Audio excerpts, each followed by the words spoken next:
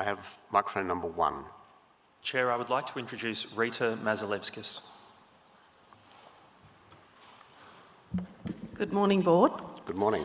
I think it's timely, given earlier events today, that I just make a mention that myself and several others in the room advocate for financial victims, and we have a community across Australia where we participate in assisting them, and it's a very important thing that needs to be done, and I just want to acknowledge all financial victims that are listening online.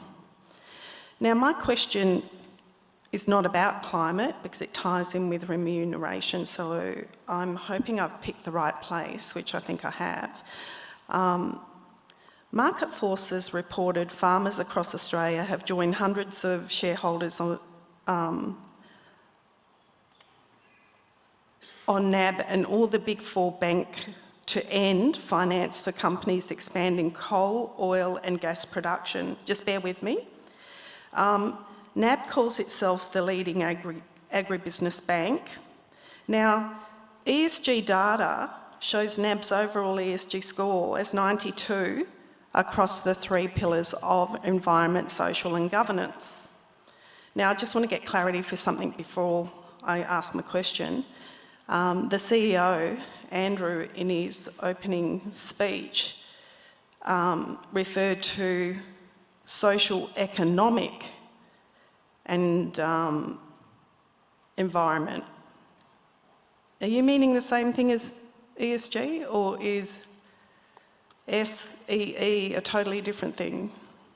I'm not sure that SEE is a thing. I think it was just a list of just areas a similar that Andrew reference was looking at. So. Okay, all right. So under the environment, the total score is 92, and as you know, it has sub-pillars. There's about 5 under there, ranging between 72 and 92. But specifically for the one item, which is headed fossil fuel divestment policy, the score is a big fat 0, whereas the others are between 72 and 92.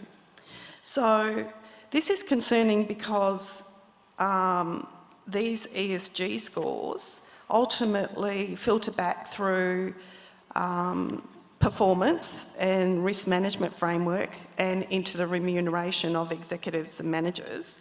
So I wanted to ask the question why the fossil fuel divestment policy is 0, because unfortunately the way it's structured, only the final score of the 5 pillars is used, which is 92, so it camouflages and doesn't give a true perspective of what's going into remuneration, which the public is generally not aware of, which I think there needs to be disclosure.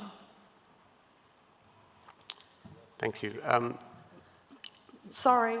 That's all right. The question is better dealt with at item 5, but I will very briefly just make mention that we have described to our major investors our policies, including our policy on scaling down fossil fuels.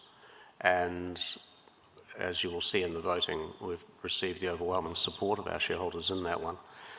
Those issues don't formally go into Andrew's short-term remuneration, although it does form our strategy in terms of carbon emissions reduction, clearly sits in the is certainly a driver of performance that will drive the longer-term variable remuneration. So it is reflected in there. But thank you for the question. Yeah, it's just concerning because the component that deals with green bonds has a very high score, and that one doesn't. So it's a pretty significant gap. Yep. Thank you.